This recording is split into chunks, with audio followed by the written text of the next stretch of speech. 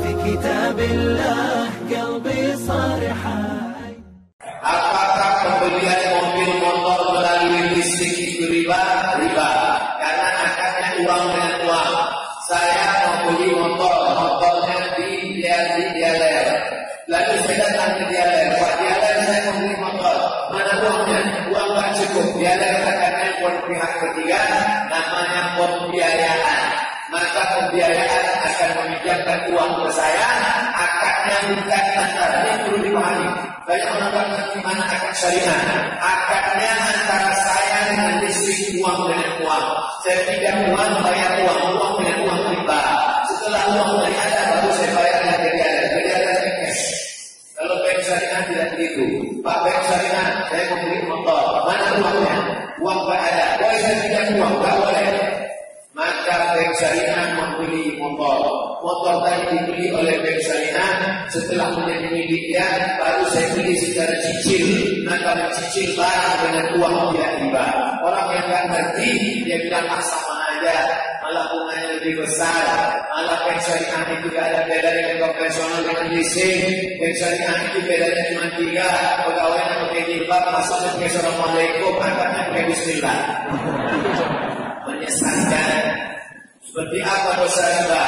36 zina lebih hebat daripada 36 zina, lebih hebat daripada berzina dengan ibu kandung sendiri. Nanti bangun di akhirat, kamu yang terdapat bersama dengan emas, bangkit dari kubur seperti orang yang kerasukan setan. Makan riba, darah riba masuk ke dalam jantung menyembur ke otak yang kita kotor. Tidak bisa berpikir jernih dan bening, susah untuk konsentrasi karena makan riba. Alhamdulillah, selamatkan anak-anak kita jangan sampai makan riba. Amin. Tidak kuat banyak. Apa ada dalil yang menerangkan tentang uang pelangkah? Seorang adik ingin menikah, sedangkan kakaknya belum menikah. Adik saya mau nikah, saya belum menikah. Apakah dulu sekarang belajar? Mas, saya mau nikah nih. Tentu kalau dia bilang begitu, kita sebagai kakak yang sudah duluan lahir merasa tahu. Apa? Teganya ngomongin aku. Lalu orang kadang kita berkata, sebaliknya kau pulang sopan santun lalu berkata ketua. Lalu gimana? Diajarkanlah memberikan baju satu pasang, memberikan makanan, memberikan uang. Itu tidak ada dalam keyakinan. Jangan diyakini kalau saya tidak beli ini nanti saya tidak nikah sampai mati. Jadi perbuatan itu tidak apa-apa, tapi tidak diyakini. Makanya tadi saya kasih pertama, nikahnya harus benar, ibadahnya jadi benar, akhlaknya, akidahnya benar, bahwa jodoh di tangan Allah, bahwa kebetulan ada yang nikah duluan, kuasa Allah. Tapi kemudian ada ibadah, Mas, aku mau nikah duluan, mohon izin, ini kuberikan kau baju sepasang, ini uang, nanti kau pakai datang, mudah-mudahan kau musuh cepat-cepatnya. Baik, tak salah. Tapi kalau kau yakini, kalau adikku nanti tidak memberikan ini sepasang, maka aku tidak akan nikah untuk selamanya, jodohnya menjauh. Saat itu kita sudah menduakan Allah Subhanahu wa Ta'ala. Dan ada kuasa selain kuasa Allah. Ada yang bilang ikhwatan akhwat bersentuhan batal wudu. Ada yang bilang batal ketika bernafsu. Kalau ikhwatan akhwat bersentuh kulit ada yang timbul syahwat. Apakah batal wudunya? Hanya penasaran, bukan pengalaman.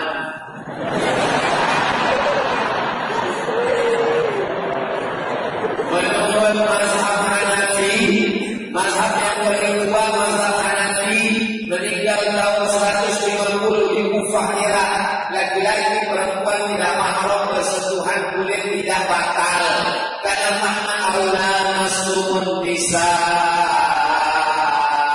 Kamu menyentuh perempuan bukan menyentuh kulit. Makna menyentuh kulit di situ maaf jimat. Kalau jimat baru batal, kalau nggak jimat nggak batal. Hanafi. Syafi'i bersentuh kulit batal. Bertolak belakang antara Hanafi dengan Syafi'i. Hanafi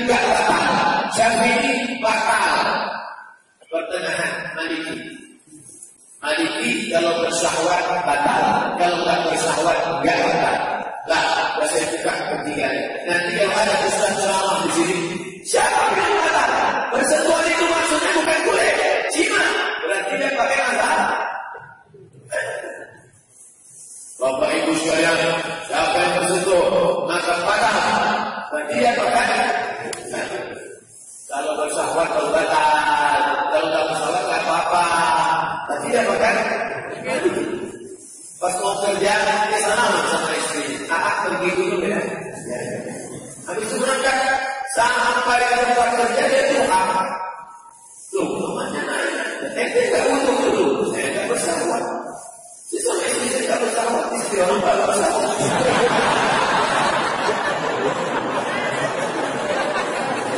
Nah, dalam kasus 3 mazhab ini Ustaz pakai yang mana? Saya pakai mazhab Syafi'i. Bersentuh batal. Kenapa Pak Ustaz tidak pakai mazhab ini?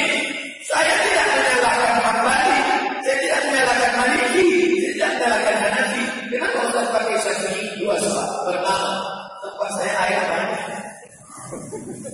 Ulang-ulang dulu apa salahnya? Yang kedua, saya tidak bisa membedakan bersahwat atau tidak bersahwat. Karena tidak ada tandanya.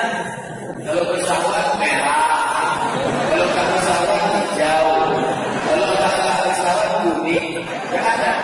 Bayangkan kalau saya bersentuhan, lalu saya sholat. Allahu Akbar, kata saya, kamu sholat. Coba kalau saya berwudu, datang setan di sini kamu sholat, enggak masak wudu.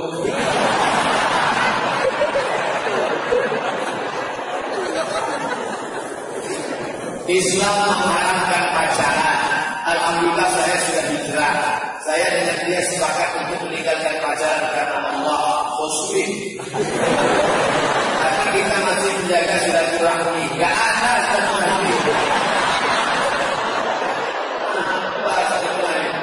Kalian yang sudah hijrah, ingat ada namanya talbis iblis.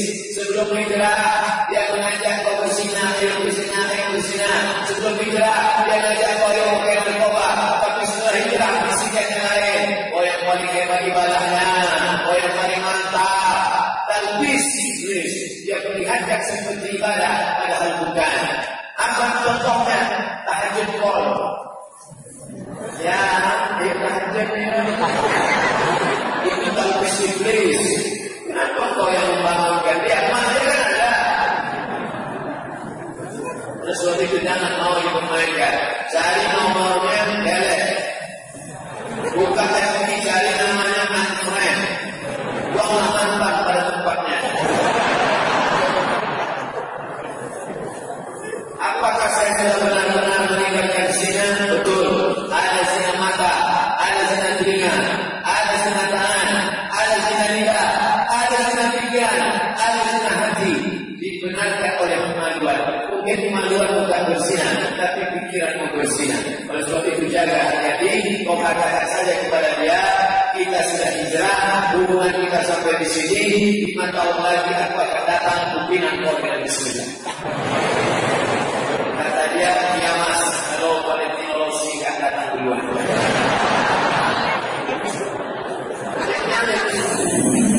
Atau sebenarnya. Jangan kalian laki-laki yang agak perkasa, kalau ada laki-laki yang menyalip kalian, dia adalah saudara musliman, serahkan saja. Masih banyak unang bersangkai kupang bukan seekor, pada tubuh bilang berganti bilang satu muslim.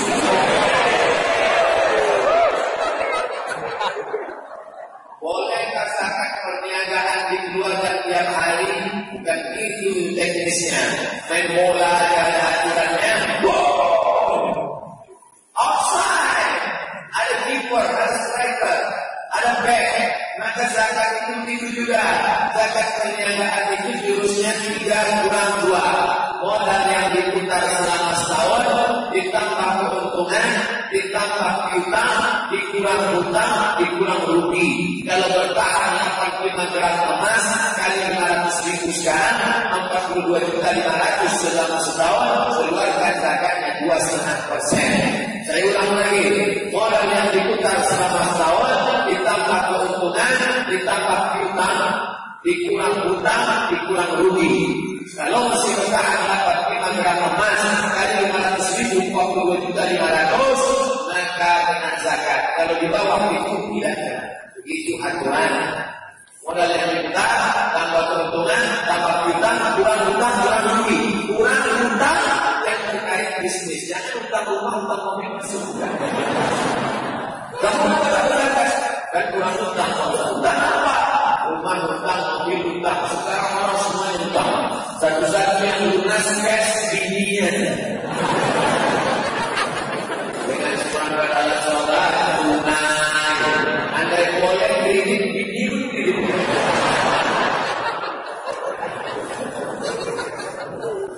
Sufyan Tsauri mau bertanya, bagaimana sikap saya sebagai pemuda agar bisa menjadi hamba Allah yang sejati di tengah lingkungan yang kurang baik seperti wanita yang terbuka auratnya.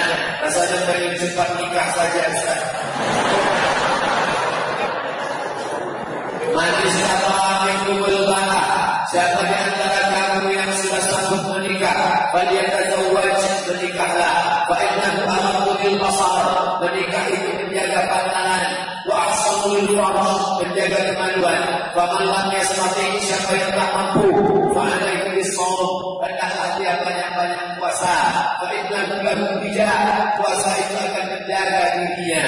Makanan akan menjadi energi hidup seksual. Maka hidup seksual harus mendekat dengan makanan. Kalau makanan berkurang, libido berkurang. Banyak-banyak olahraga, main bola, berenang, berkuda.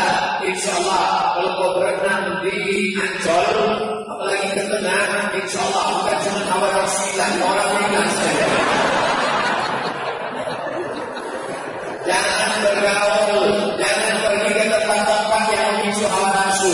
Mall, kolam renang, tempat-tempat taman, jadilah tempat pengajian, sering-sering ngaji. Tenaga harus difokuskan anak muda, main sepak bola, berkuda, 1 jam berkuda sama dengan push-up 1000 kali. Mau mana? Berenang. Ini olahraga sunnah harus dikembangkan oleh komunitas remaja. Buatlah satu komunitas Gelombang Pemuda Hijrah, komunitas Joglowan Sejati, komunitas Geng Motor Sarinah.